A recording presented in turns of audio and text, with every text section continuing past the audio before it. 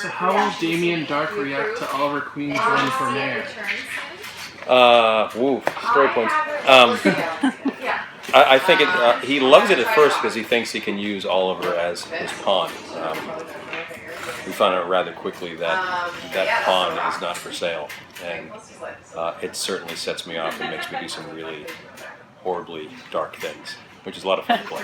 I'm having so much fun playing this character. You know, I played a bunch of villains, but this one is the looniest of all of them, and he so enjoys messing with everybody because you really can't kill him, and he can do anything to you and stop bullets from killing him, penetrating him, or arrows, or anything else. So he really has fun in the first portion of the season, first third of the season, just kind of messing with everyone and knowing that he is kind of that Gene Hackman, Lex Luthor type of character, where it's just, gosh, this is great to kill people today. Ooh, that was fun.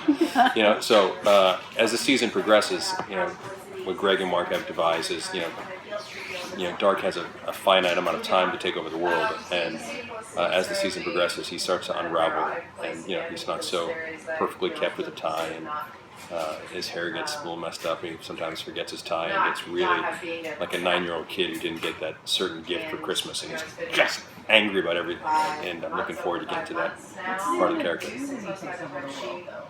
Just take it, all of it, and rule every bit of it.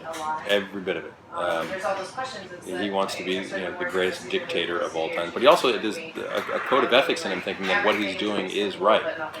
He's crazy, so he thinks that there are certain things that need to be done to make this world right again, and that's basically how every dictator thinks, isn't it? And he's going to get it. At least he thinks so. With Oliver running for mayor and him wanting to use him to his advantage, does that mean that Damien Darhk will be interacting with more of the people in Oliver's life? Like the city? That is a story point that I'm not supposed to really be addressing, but that's kind of obvious. Yeah, it's no holds barred after a little while, and I take things from his life, and he takes things from my life, and you know, by the end of the season, it's going to be it's going to be the shootout at the OK Corral. It's going to be. I can't tell you how much fun I'm having. It's ridiculous. You know, my catchphrase every day after I do a great scene, like I just did in there, I just giggle and say, "And they pay me." You know, so it's I couldn't be happier. So we saw when Damien and Green Arrow faced off that Damien has powers more than what Green Arrow doesn't know it's all this. Arrow has. Do we find that there are limits to what his powers or strengths are? Not yet. At this point, you just can't beat him. There's nothing you can do. He's got these superpowers that you know, he's been around for 150 years. And he's taken, you know, the super serum. I'm not sure if I can say what it is in story points.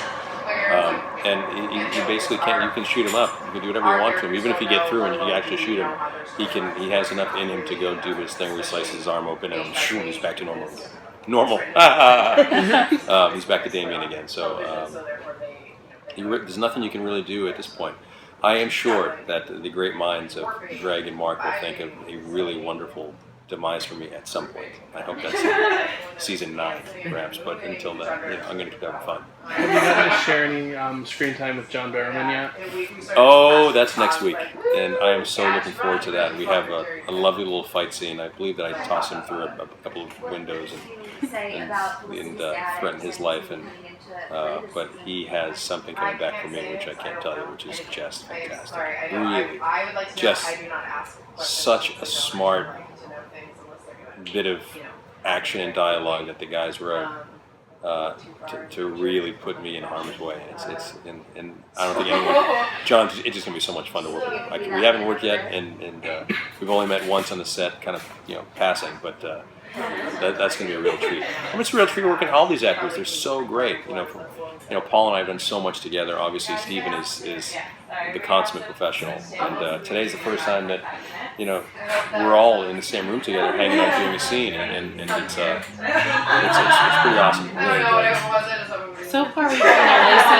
Last question, because we have to switch tables. So far, we've only really seen Damien in business mode. Are we going to learn more about his personal life? Is there anyone he cares about, or is he strictly like taking over the world? That's his yes, only you'll find out about his personal life, which comes as a bit of a shock to everyone.